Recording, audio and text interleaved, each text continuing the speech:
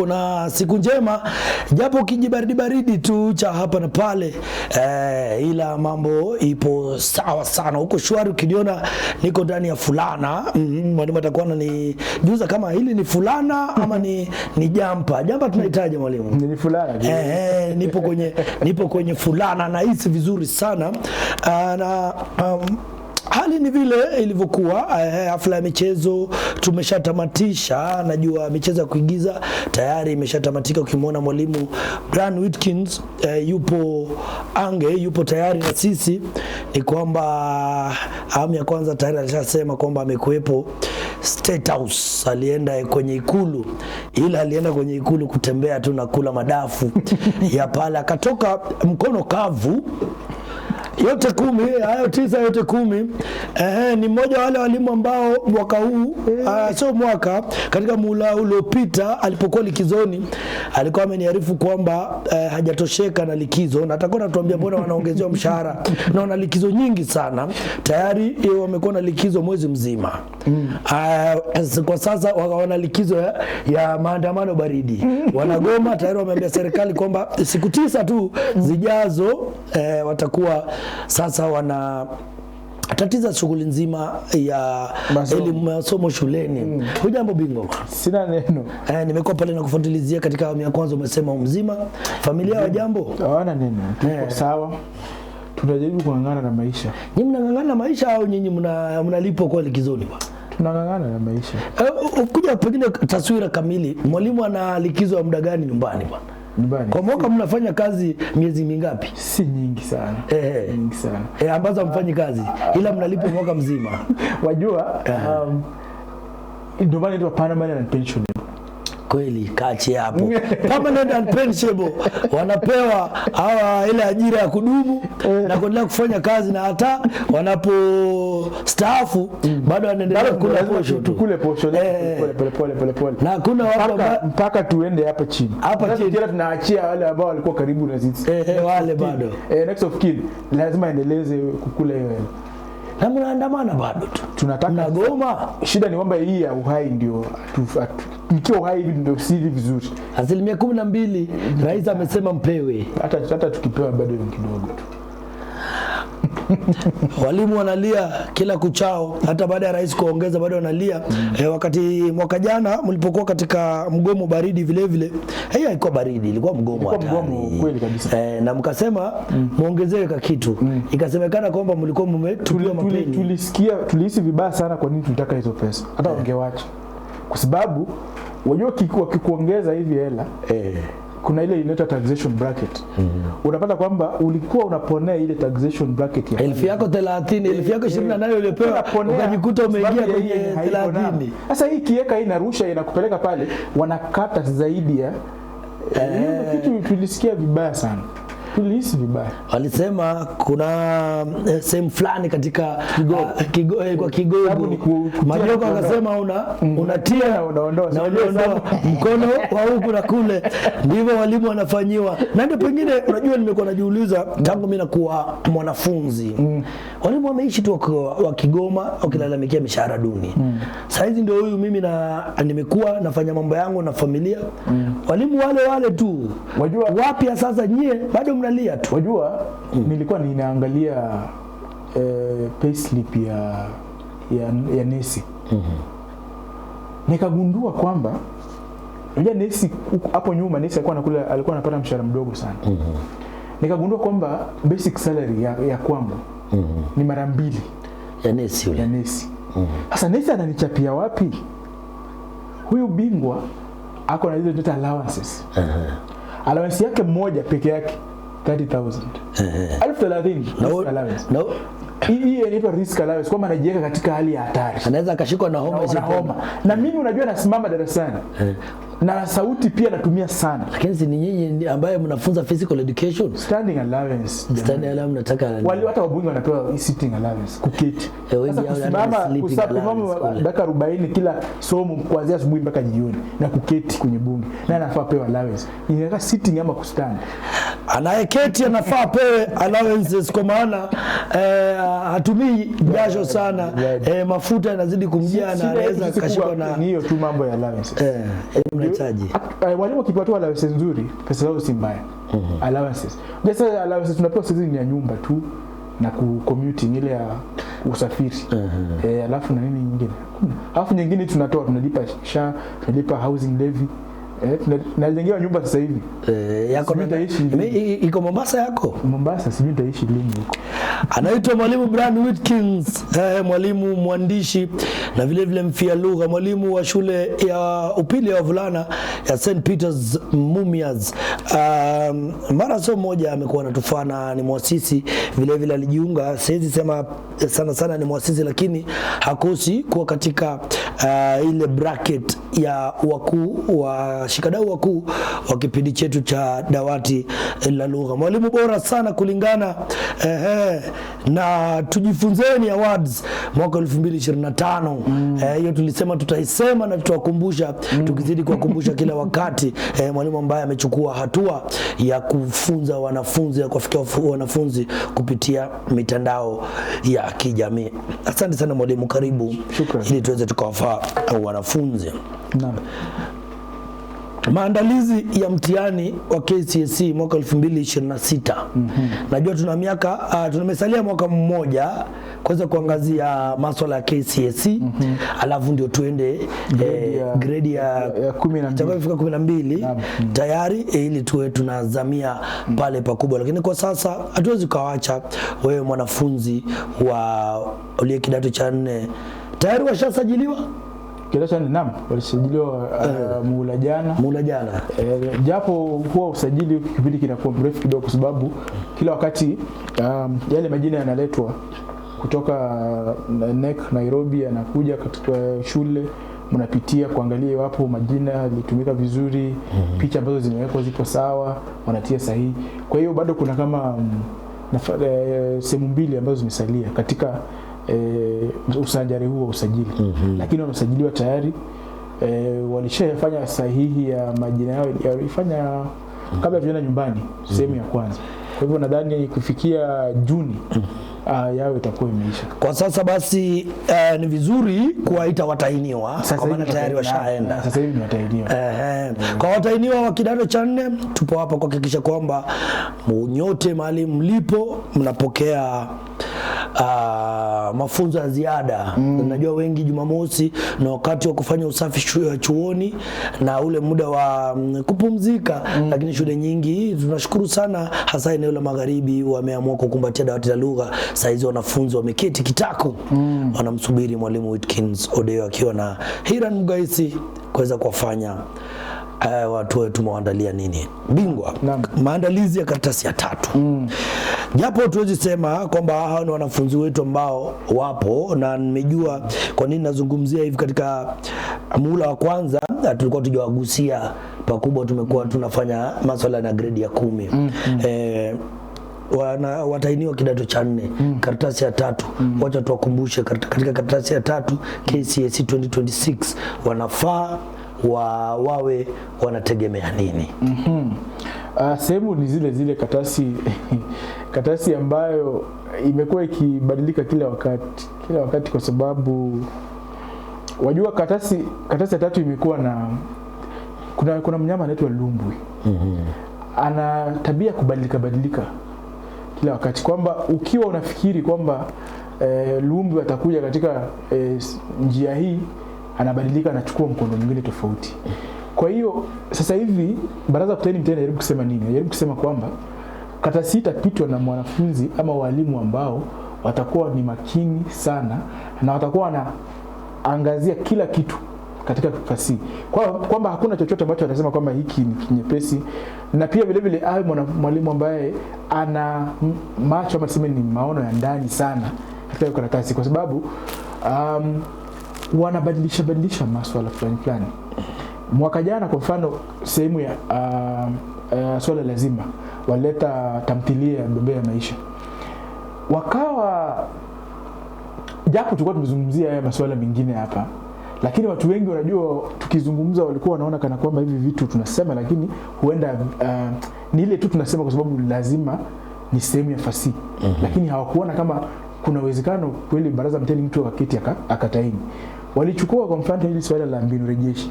Kwa mfano wakasema kwamba swala ambalo lilikuwa na alama nyingi sana lilikuwa kwamba tathmini nafasi ya mbinu rejeshi katika kukuza tamthilia ya Bembea ya Maisha. Ukweli ni wanafunzi katika ripoti ya kusahihisha utahini, wanafunzi wengi katika maeneo tofauti nchini hawakuona chochote pale. Walipata giza totoro. Naam, wakaenda katika sehemu ya hadithi fupi.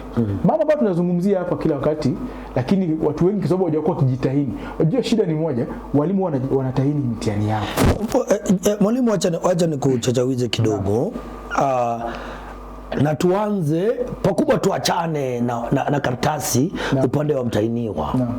Huyu mtahini na wewe ambaye unaenda kusahihisha, ambaye walimu ambaye hadi sasa mnalalamika hamjalipwa. Ripoti yenu wakati mnaangazia ile skima kwa sasa si ni utathmini mnafanya. Kwa utathmini huu je, ripoti hii ya pengine ikitoka kwa NEC wewe inapewa walimu shuleni ili wajue ama ni hawasomi ama hata wakipewa hawasomi? Na kuhakikisha hata sasa hivi tunazungumza asilimia kubwa hawajaona ripoti ya mwaka jana, hawajaona na tena huenda hawataiona. Na ni bidii ya nani hiyo? Mwalimu, sio NEC. NEC ishatoa ripoti hiyo ikitoka inaenda wapi? Ikitoka inakuwa kwenye ile tuvutia lakini vile vile pia unaweza ipata ile kwa hard copy. Kama utaitafuta. Kuna shule nilikuwa naziona mpaka watu wanaenda kama kiongozi wa somo HOS, head of subject, kama kiongozi wa idara. Wanazichukua mpaka wanapiga chapa, wanaziweka kwenye maktaba. Lakini bado watoto hawasomi. Nani anafaa kusoma? Ni mtoto wote, ama ni mwalimu? Mwalimu anafaa kusoma kwa sababu ukienda darasani unafaa kujua kwamba ripoti inasema nini. Na pia mwanafunzi ambaye ni bora anafaa pia aangazie, aulize mwaka jana ni nini hasa kilitokea, na katika kusahihisha swali gani lilikuwa na utata, NEC inasemaje, watoto walikosea wapi. Yeye mwanafunzi ambaye anaenda kufanya mtihani anapaswa kujua. Lakini kama hata kusoma asomi, hiyo atataka kujua kweli? La. Kwa hivyo wajua tunawalea wanafunzi ambao wanakaa kama makabeji. Lazima walimu tuelewe hilo na tukubali. Na pia tuelewe basi kuna walimu makabeji pia. Ndio wapo makabeji, lakini sasa ambaye anazungumzia ni kwa sababu wanafunzi wakati wetu sisi, wewe ulisema mwenyewe hapo kwamba ukiwa unasoma ilikuwa ni bidii yako. Watu ambao walikuwa wameiva sana fasihi walikuwa sawa fasihi. Ni watu ambao wanajituma. Sasa hivi tunapozungumza wale wanafunzi hawapo. Na shida ambayo ipo sasa ni walimu pia wanafanya kazi yao kawaida kwamba anaingia, anafunza, anatoka. Na ndio tatizo lipo sasa pale. Wanafunzi ambao tunawalea na kuwakuza ni wanafunzi ambao nilisema hapa, ni wanafunzi ambao hawajitumi, hawajielewi sana na ambao wanajielewa ni wachache, na tena bado wakijielewa tena hawana ule mshawasha wataka kujua zaidi, kwamba wameachia mwalimu hiyo kazi. Lakini sasa mwalimu kama pia amesema kwamba yeye atafanya yake ya kawaida, sisi kwa tunaambiwa 30% ndio ya mwalimu, 70 ni ya mwanafunzi. Shida ambayo ipo sasa hizi ni kwamba wanafunzi wanataka 100. Kama si 100 na kuita mwalimu ambaye afanye. Tuanzie wapi bingwa? Na ni wakati gani pengine huyu mwanafunzi anafaa anastahili kujua kwamba 30% ni ya mwalimu na 70% ni yake, na muda ule wote ambaye hapo naye anafaa kujizatiti ili kuweza kupata ile 70%. Tunaanzia kuambia hao wanafunzi wakati gani pengine? Nadhani ili swala litakuwa limepita tu mipaka Kiswahili peke yake. Kwa sababu huyu mwanafunzi ambaye hajitumi sana utapata ni masomo yote. Kwa hivyo imepita mipaka ya somo moja. Ni masomo yake kiujumla. Sawa, ni walimu wote pamoja na yeye. Sasa kitu ambacho nadhani shule ingefanya kwanza, ambacho sisi tumejaribu kufanya kule, ni tujaribu kufanya kitu tunachofanya create a culture. Kwamba unda tamaduni fulani na tamaduni fulani ya wanafunzi kuanza kujituma na kujikuza wenyewe. Kama kwa mfano nilikuwa nakwambia kama leo ni Jumamosi. Na saa 8 pale wale jamaa watakuwa wanafanya reading.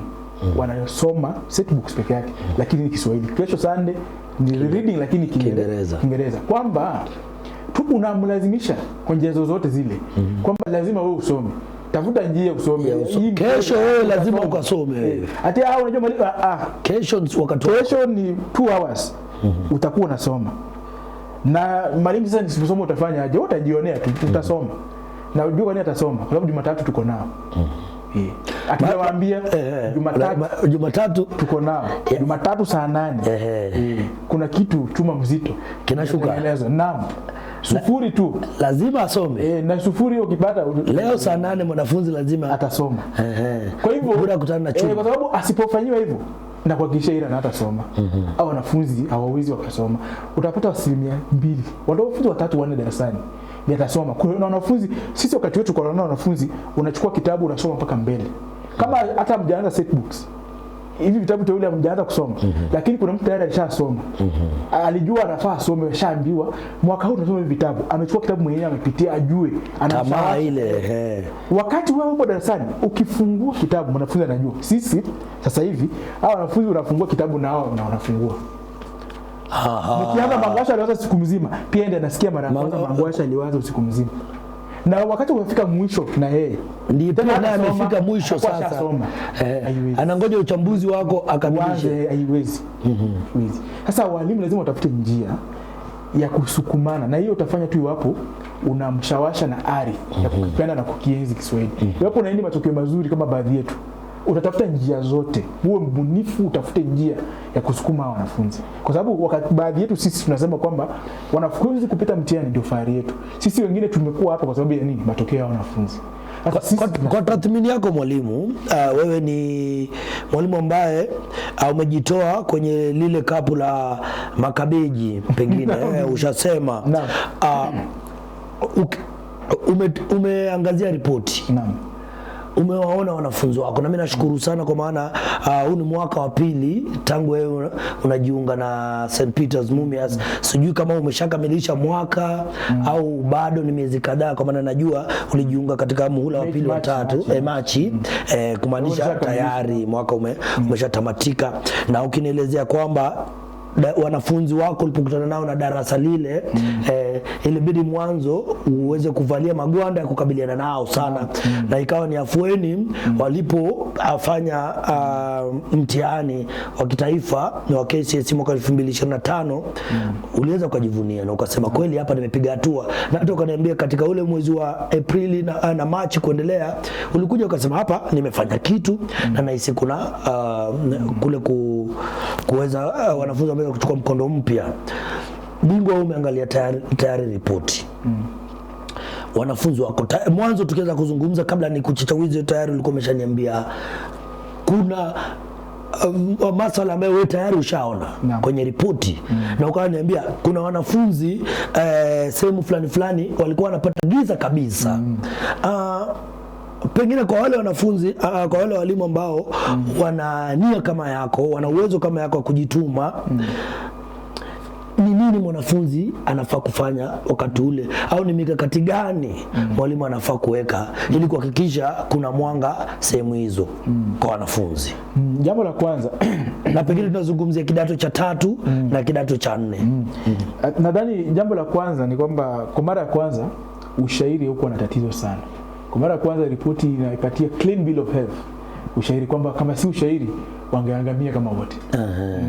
Kwa hiyo ushairi ambao watu wamekuwa wakiogopa wengine ndio iliwaokoa wanafunzi. Katika fasihi andishi, mwanafunzi ambaye alikuwa hajaelewa kitabu na hajazoea kupewa maswali ambayo anataka yeye kufikiria aliona pabaya.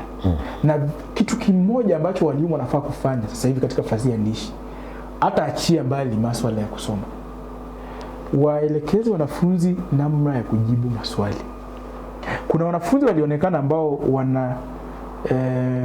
wana ueledi wa kitabu, lakini jinsi ambavyo alikuwa akiandika majibu yake hangepata chochote. Kwa mfano tu, kuna vipengee kama vipengee vya mandhari ambao tumekuwa tukizungumzia hapa kila wakati. Kuna swali ambalo lililetwa kutoka kitabu cha Fibi ya Mnodhama, nilitamani, ya mandhari, alama 10. Swali ambalo kulingana nawe mwanafunzi kwa mandhari ya fai, yani amepewa mboga sana. Ajabu ni kwamba ripoti inanionyesha kivinginevyo. Kwamba watoto wangu hawakuelewa watoto wangu wa dawati la lugha hawakuelewa jinsi ya kujibu swali la mandhari, na kwa sababu ya kitu kimoja tu, walikuwa hawataji mandhari yenyewe. Swali lilikuwa la kijinga kabisa, tathmini nafasi ya mandhari katika kukuza hadithi nilitamani. Hilo swali lilikuwa mbaya kwa sababu halikutaja mandhari ya wapi. Kwa hivyo wakati unajibu swali lazima utaje sehemu, kwa sababu mandhari ni tofauti tofauti. Sasa wale jamaa wakitengeneza maagizo walisema asiyetaja mandhari ya sehemu inayorejelewa tanbihi wa sufuri. Ati tanbihi. Naam, alimu mayai ya kienyeji. Na mwenye alipewa hiyo nafasi naye akafanya vile vilifaa kwa sababu aliteremka. Akawa kwamba afai kulalamika kwamba hajalipwa. Anafaa ngoji kwa maana alikuwa na kazi rahisi. Aliteremka. Ndio bingwa ambaye anakuja kuwaletea walimu tabu. Aliteremka sana. Ukasema ni inverted V. Ushairi wakati anasumbukana huku kusoma vina vya ndani vya nje. Huyu alienda kabisa. Wamesema ataje mandhari, hajataja. Mandhari hajataja. Mayai ya kienyeji yanachemka tu. Sasa shida ilikuwepo kwamba huyu mwanafunzi huenda alielewa kabisa mandhari tofauti tofauti na akaelewa jinsi mandhari yanaathiri kazi ile ya fasihi. Lakini sasa hakutaja. Wajua mandhari kuna maswali aina mbili. Kwa mfano unaweza ulizwa tathmini nafasi ya mandhari ya kanisani alipo Mangwasha katika kukuza riwaya Nguu za Jadi. Hilo swali limekufunga katika mandhari ya kanisani. Kwa sababu utaje mandhari. Lakini mwanafunzi huyu hapa alikuwa kwanza na upeo mkubwa sana kwa maana angeweza kuchagua mandhari kadhaa tofauti. Kama ilikuwa tu mandhari, nafasi ya mandhari katika kukuza riwaya, hiyo lazima taji. Mandhari ya kanisani aliko Mangwasha yanakuza kitu fulani. Mandhari ya kotini au mahakamani lazima taji mandhari ambayo inarejelewa. Shida ilikuwepo pale. Na karatasi ya tatu shida yake ni hiyo moja kwamba ukipotoka kidogo unawezekana kwamba kutoka juu mpaka chini wewe tumekuzika. Sasa kulikuwa na hilo swala. Swala jingine ambalo lilijitokeza, walibadilisha. Najua baraza kutaini. Sasa kama hivi tunavyozungumza, kuna mwalimu pengine hajui kwamba sasa. Lakini mwalimu sipendi, kwa nini unasema sana kuna walimu hawajui? Kwa sababu ni kwa sababu kuna hiki kitu ambacho kimebadilishwa. Wajua kikawaida hata kwenye dawati hapa tulikuwa tunazungumzia kikawaida, tumekuwa tukizungumza kwamba wakati wanasaisha kazi ya umuhimu wa mhusika unarejelea vipengele ngapi? 6. Naam. Utarejelea kwa maudhui, utarejelea plot, dhamira ya mwandishi. Hiyo ndio imekuwa kanuni kama kawaida. Na sisi tulileta hiyo kanuni. Ni hiyo baraza la kutaini mtihani. Naam. Mwaka jana kwa mara ya kwanza wamebadilisha kanuni ni zile lakini sasa walifungua kwamba mwanafunzi hata anaweza zungumzia maudhui mara 7 akijirudia iko sawa. Kwa hivyo swali lilikuwa shida moja alama 10. Badala wafanye 5 kuzidisha 2 kwa sababu vipengele ni 6. Wakaweka alama moja. Kwa hivyo kulikuwa na kujirudia. Kwa hivyo ungepata jibu la maudhui limesahihishwa hata mara 3.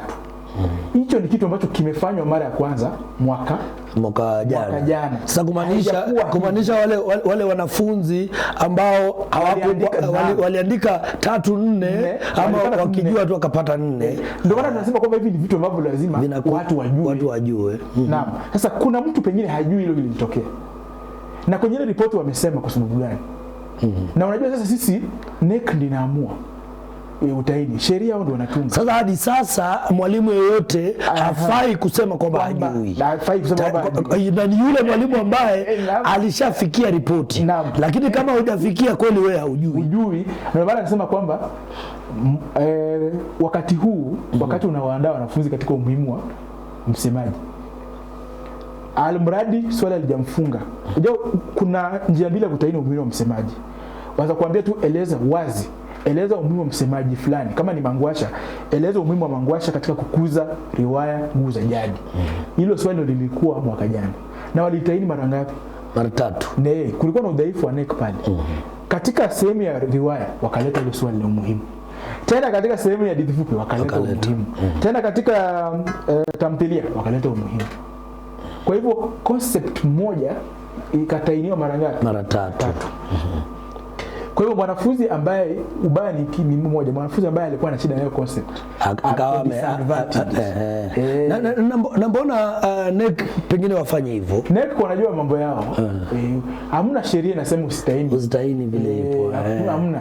Though sisi tunasema kwamba katika maendelezi ama pengine hapo kuna uwezekano wanafunzi watainiwa waliopita waliona giza, sasa wakaupia bado wakarejeshwa kuelezwa. Wajua wataini wao wanakuwa na vitu tofauti ambavyo wanataka kuangazia. Na ujiulize mbona wakati wamebadilisha sheria katika usahihishaji na ndio wametaini mara 3. Walitaka kuona ama kufanya nadhani kutoa tu kasumba kwamba karatasi ya 3 watu wajue kwamba tuko sisi kama NEC tuko hapa, si ati tupo kwa sababu mara 3 na inamaanisha kwamba mwanafunzi ambaye alijaribu akafanya hapa angekimbia sana, kwa sababu swali ni hili bado. Hata nadhani mpaka alikuwa anasema NEC kwani wajinga aje? Wanatupatia hii tena hii sasa ni kazi rahisi. Lakini shida pia bila kujua. Shida ukasema kwamba wengi wao walikuwa wanaangalia kwa kukosa. Walipata, lakini sasa shida ni alama zilikuwa zinafika. Alama zilikuwa. Lakini sasa kwa maswali mengine mawili haya angawa walijaribu kufikisha. Moja ilikuwa alama 6. Sasa hii alama 6 walipata yote. Zile zenye alama 10. Alama 10 na 8 hii walipoteza alama 4 na 2. Jumla alama 6. Alama 6 nyingi sana kwa mwanafunzi ambaye amekalia mtihani wa kitaifa. Nyingi sana. Sasa kuna hilo swala ambalo lilibadilika. Swala jingine ambalo tuliona kwa uwazi likiwa linaleta utata kidogo ni jinsi maswali yalikuwa yakitainiwa, hasa maswali ya mbinuishi. Kwanza tumeshapata na kuangazia kwamba wanafunzi ni kutojibu maswali ipasavyo. Namna ya kujibu maswali ilikuwa inawapa tabu sana. Hasa katika fasihi andishi. Shida nyingine maswali sasa. Binuishi ni nini? Binuishi ni maswali ambayo yanamtaka mwanafunzi ambaye amesoma kitabu. Sababu tunakuhakika kwamba wanafunzi wamesoma kitabu. Katika kufikiria unajirudisha nyuma kufikiria kitabu kilikuwa kinaangazia nini, unatafuta jibu, unaandika. Kwa hivyo ni swali ambalo si wazi, lakini inatarajia kwamba utafute binuishi. Kwa mfano nichukue dondoo ya Mangwasha kwamba aliwaza usiku nzima asipata hata lepe la usingizi. Starehe ya usingizi itoke wapi iwapo vurumai zile zimetea mahangaiko, dhiki. Sasa ukishasema hivyo na nikuulize kwamba eleza mikakati anayetumia ama mikakati anayotumia anayerejelewa katika dondo hili. Mangwasha aliwaza, kwa hivyo alitoa Mangwasha. Aliwaza usiku nzima asipata hata lepe la usingizi. Huyu mtu ni nani? Mangwasha. Lazima ujue ni eleza sasa mbinu anazotumia anayerejelewa huyu. Katika kufanya nini? Kujikwamua kwenye matatizo yanayomkumba. Alama 12 ama 15. Wajua pale lazima uangalie Mangwasha anafanya nini. Kwanza wamekupa only ni nani ndio umjue. Kwani pale ukibonga nje zaidi tena ama mwingine akwambie anairejelewa pamoja na jinsia yake. Sasa iwe kwamba ujue kwamba ni Mangwasha ni mwanamke. Sasa wanawake wote katika kitabu wanatumia mbinu gani? Sasa pamoja na jinsia yake. Kwa hivyo ni yeye na yote ambaye ni mwenye jinsia yake ya kike. Kwa hivyo wale wanawake wenye pasoma kitabu wanatumia mbinu gani? Sasa mbinu kama zile wajua hazipo moja kwa moja. Hazipo moja kwa moja. Mfano mwingine tena tu katika bado sehemu hiyo. Ukirudi katika zile ni mbinu ambazo utazipata darasani, lazima mwenyewe ukiangalia kama Bembea ya Maisha. Wakuambie kwamba usizichezee akili zangu hizi, ni kama sumaku. Elimu yetu ilitiliwa benzo lakini ina akili. Huyo unajua ni nani alikuwa anazungumza? Huyo ni Sara. Sasa ukiulizwa mbinu anazotumia msemaji na jinsia yake, inamaanisha ni Sara, Neema na Asna. Ili kujikwamua katika matatizo yanayowakumba. Matatizo yapi? Matatizo ni mengi sana. Sasa kama Sara ni mgonjwa, anafanya nini? Anaenda hospitalini kutafuta matibabu. Hiyo ni mbili. Kujikwamua kwa matatizo ambayo yanamkumba. Asna anaogopa kupigwa katika ndoa. Kwa sababu anasema kwamba mama yake anapigwa sana. Alitumia mbinu gani? Anaasi ndoa. Kwa hivyo tu kuasi ama kukataa ndoa. Hiyo tu kuasi na kukataa ndoa ni njia mojawapo anayotumia huyu Asna kujikwamua kutoka kwa matatizo ambayo anafanya nini? Yanamkumba. Aya, waweza pata mtu kama Neema bado kutafuta kijakazi. Matatizo yake ilikuwa ni kwamba anafanya kazi mpaka muda mrefu, anachelewa kurudi nyumbani. Kwa hivyo alijikwamua vipi kutoka matatizo ambayo yanamkumba? Tafuta nani? Kijakazi ambaye ni Bella, au anafanya nini? Anamtunza Leni.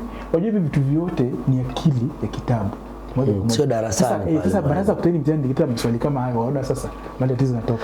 Na ni tangu lini baraza la mtihani limeanza kuchukua mkondo huu? Miaka takriban sasa 4 sasa. Kumaanisha huu sasa sio mfumo mpya. Ni mfumo ambao tayari umeshakita mizizi. Na shida tu ni moja, ni kwamba iwapo wewe si mtu ambaye una uzoefu wa kutahini, huwezi ukajua mwaka huo utafikiria nini. Sasa lazima unafikiria kama hao. Kwa maana mimi nilishangaa kuna wakati fulani niliona, na samani wewe mwanafunzi kwa maana sikuweza kukufaa kwa sababu nilihisi kwamba sio ndio, kwa maana mimi nimetangamana nawe kwa muda na nimepitia mitihani ambayo wewe mwenyewe umeweza ukatahini na nimejua mwelekeo, na mimi nashukuru sana kwa maana wanafunzi wetu ndio wanatufaa, na baadaye wanasema mtihani kumbe ulikuwa karibu hivi, mwelekeo wa maswali yalikuwa yanaelekea hivi kama ilivyotahiniwa katika dawati la lugha, kumaanisha sisi tunapeana mkondo sawa ambao ulipo. Lakini mimi kwa wewe mwanafunzi ambao ulinitumia ujumbe kuniambia nikupe ufahafu wa anwani, na sawa wakati mwingine vile vile ukaniambia pia jalada unafaa nikuelezee, na nikakosa kukujibu kwa maana nahisi huo sio mkondo ambao kwa sasa umekuwepo, kwa maana mimi nina muda. Hata mimi wakati nafanya mtihani wangu sikuwa na hilo swali la jalada na sikuipata. Sasa nahisi kwamba huo mfumo sasa haipo, na hiyo ndio vitu ambavyo kama wewe mwanafunzi unafaa ukwe naye basi ikuwe ni masuala yako ya ziada kiakili kuliko utake kuelekezwa masuala ya jalada. Mwalimu, bado unahisi tunafeli katika utaini huo au kutoa maswali katika njia hiyo? Sio kwa NEC, kwa baraza la NEC, shuleni. Shule zimefeli kwa kiwango kikubwa sana. Tathmini ambazo walimu wanapatia wanafunzi, mimi nitaanzia pale. Mwanafunzi akiwa amezoea kufanya mitihani ambayo imekuja katika njia fulani, huyo mwanafunzi huenda hata fungua mawazo yake. Hata wengine wengi wakifika kwenye mtihani huwa wanashtuka, wanashangaa, sababu tangu aanze kufanya mitihani, sababu shule kwa mitihani inapeana shuleni, tangu aanze kufanya mitihani shuleni hajawahi fanya karatasi ama maswali kama hapa anayaona hapa. Kwa hivyo swali ambalo tunafaa tujiulize ni je, ni lazima wewe kama mwalimu ujitahinie mtihani? Iwapo kama unaona kwamba una uzoefu, fanya utafiti. Tafuta, kuna shule nyingi. Iwapo upo katika shule ndogo, ashakumsima tosi. Upo katika shule ndogo kwa mfano, jaribu ulize shule fulani walitahini mtihani wao unakaa vipi. Kwa hivyo angalia vigezo ambavyo walitumia, kisha sasa uone kwamba na hata si hiyo shule tu. Tutoke mambo ya shule sasa. Kwa sababu hakuna utasema shule fulani wamesema wao ni shule kubwa, kutoka katika shule. Si kuna karatasi za KCSE ambazo zimetangulia. Si jaribu uketi uangalie kwa miaka 3 ambayo imepita walikuwa wanatahini vipi, kisha wewe kaa chini. Tumia mfumo. Tumia mifumo yao, au uangalie vigezo vya kisasa vya kutahini, kisha keti tunga mtihani.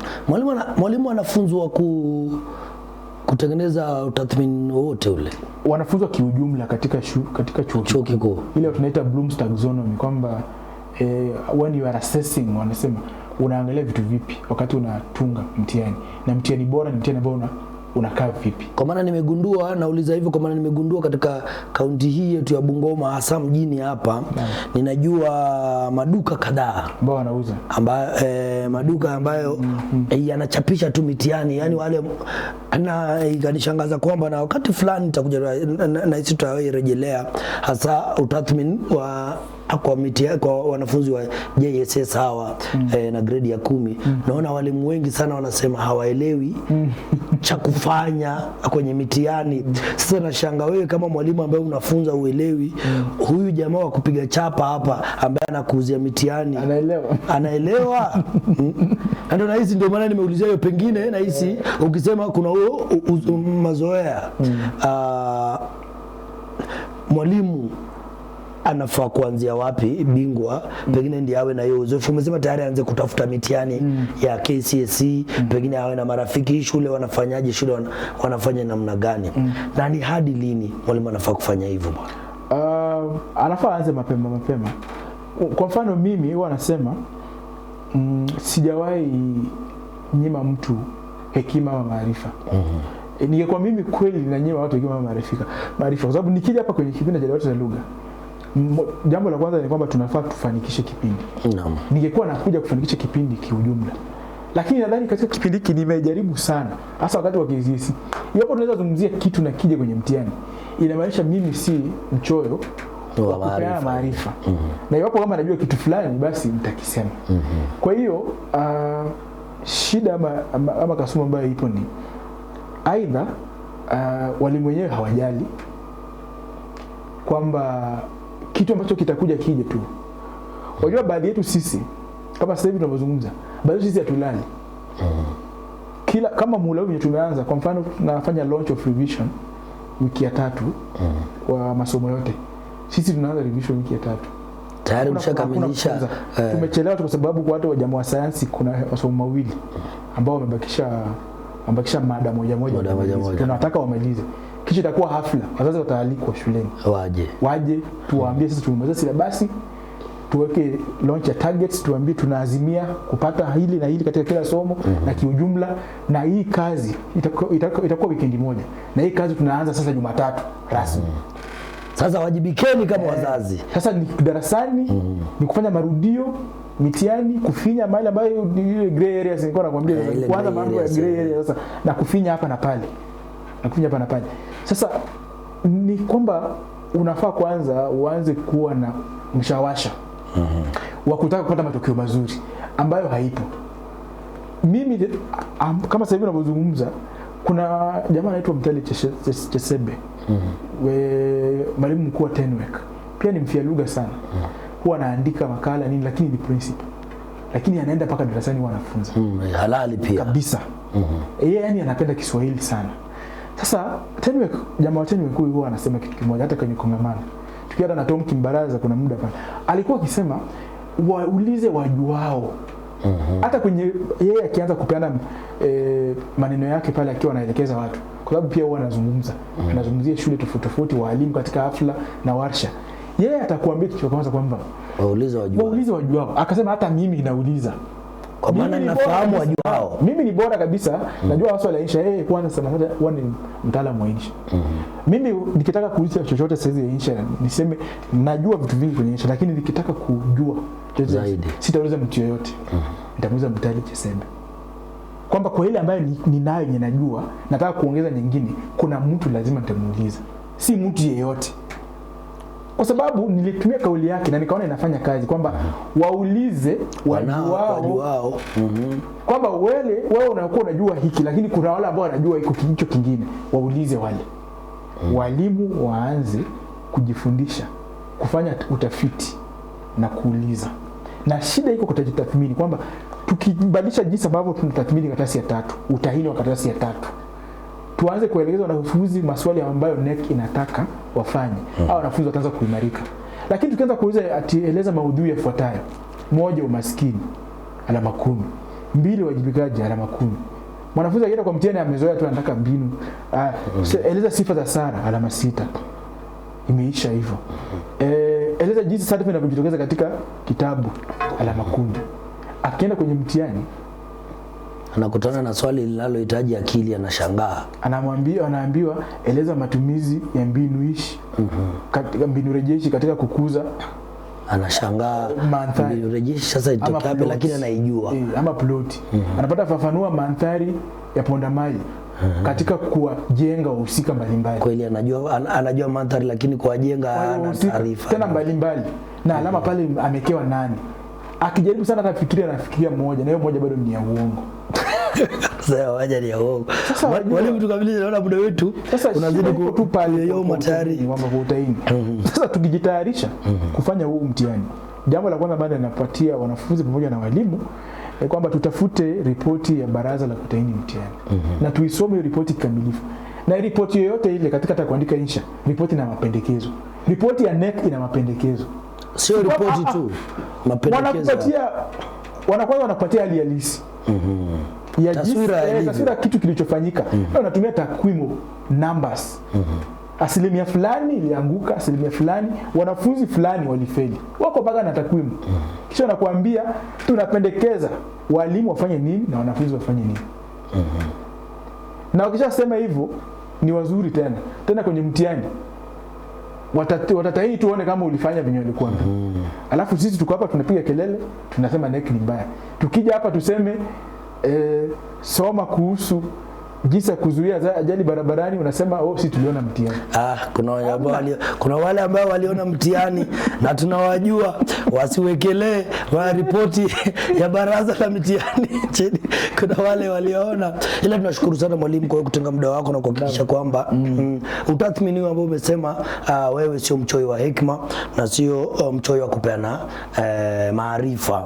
Na ndivyo tunapenda. Nashukuru sana kwa maana sisi tumepata yule ambaye ana muda, unatenga muda kwa ule muda wako mwingi wa kwa St. Peters Mumias. Tayari mnaanza kushughulika, umesema mshakamilisha masomo, kitu ambacho mko kuanza kudurusu na kunaanza rasmi na kujiandaa rasmi. Tunaona mitihani mingi sasa ndio tunaanza kutaini sasa. Na tunashukuru sana kwa maana wewe ni mwalimu wetu, wewe sio mwalimu pekee wa St. Peters, wewe ni mwalimu wa dawati la lugha, na dawati la lugha una wanafunzi wengi.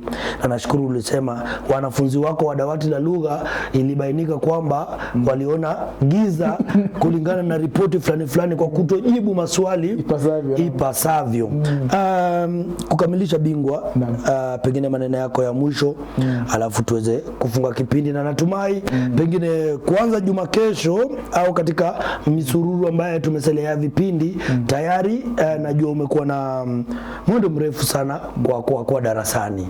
Sasa mitihani upande wa kutengeneza utathmini, najua vile wanafunzi wetu watafaidika zaidi kutokana na tathmini hizo ambazo tayari umeshazitengeneza. Tutaanza rasmi, turatibu kwanza rasmi matayarisho ya KCSE 2026 ama unaona muda bado? Muda umefika kwa sababu ni vizuri waanze mapema ndio waanze kujielekeza tu. Muhula wa 3 mara nyingi ndio tunafanya, lakini mambo ni mengi sana katika muhula wa 3. Alianza kujirekebisha mapema. Ndio maana sisi tunaanza muhula wa 2 mapema. Muhula wa 2 marudio, misururu ya mitihani itakuwepo, insha na masuala mengine mengi tunafanya kule shuleni. Kwa sababu sisi tukifanya mtihani hata wa kawaida kama muhula wa kwanza, unapata tulipata alama za chini. Wanafunzi wengine nyumbani walikuwa na alama ya 6.4.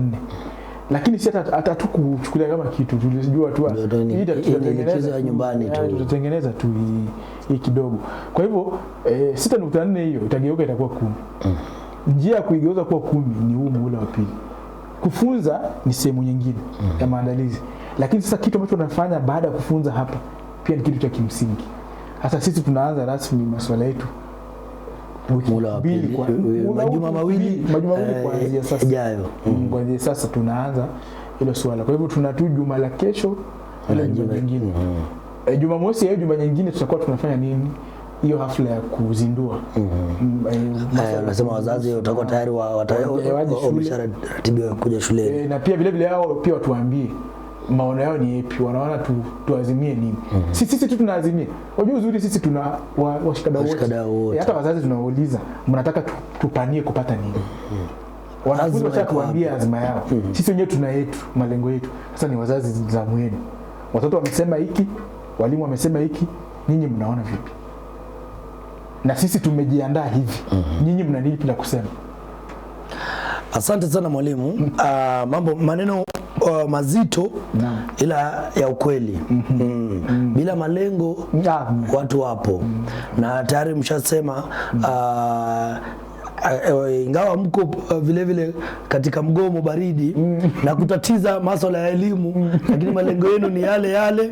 Wewe mwalimu ambaye upo tu kule kwa baridi unasema shaha haifanyi, kuna na ulimwengu, utafunzwa na ulimwengu. Kuna wengine wenu wako darasani kuhakikisha kwamba wanaafiki malengo yao walioweka mwaka ulipoanza, wakati walipokuwa wanaingia darasani.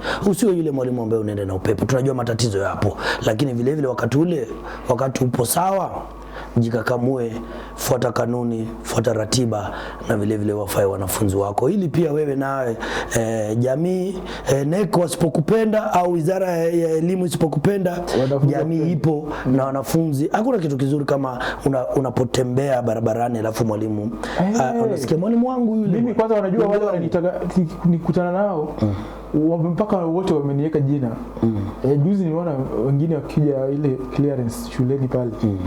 Wakifika hivi hata wengine huko unawafunza kwa darasa lao. Sasa unajua hawezi kuja kufanya clearance, wanakuja kwa afisi huko juu. Sasa wanakuja wanakuita hapo, wanakuambia mkuu. Wanakuita mkuu. Mkuu vipi? Ambia salama. Sasa ingekuwa makosa sana kama singepitia hapa kukusalimu. Kweli ingekuwa furaha kabisa hiyo. Siku zote nakushukuru. Wewe kama mwalimu unahisi kuna kitu unakifanya. Kweli, acha sisi tutamatishie pale. Huyu mtani wangu, tunazungumza mengi zaidi, tunaweza tukazungumza hadi kupitiliza tulivyoweka. Anaitwa Mwalimu Brian Whitkins, mwandishi, mwalimu na vile vile mwalimu bora nchini, hata pengine sio nchini, mwalimu bora Afrika Mashariki, kwa maana ni yeye ambaye ametuzwa na Tujuane Awards 2025 kama mwalimu bora sana wa Kiswahili katika mitandao ya kijamii.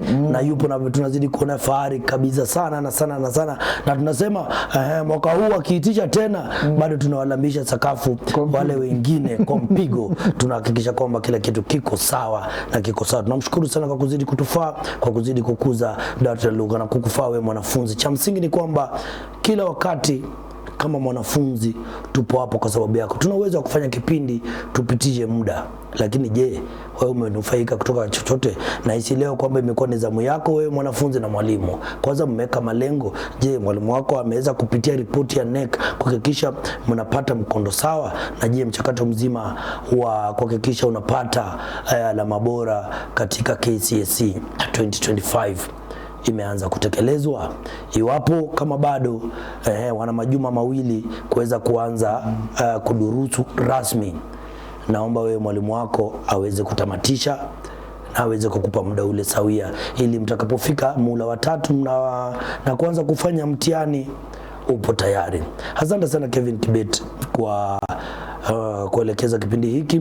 Kumbuka kipindi hiki unaweza kuzipata katika mitandao ya kijamii, YouTube channel West TV Live, Hiran Mugaisi na pia vile vile Brian Whitkins. Tutakuwa pale, ukiweza search utapata. Kuwa na siku njema hadi Jumamosi ijayo.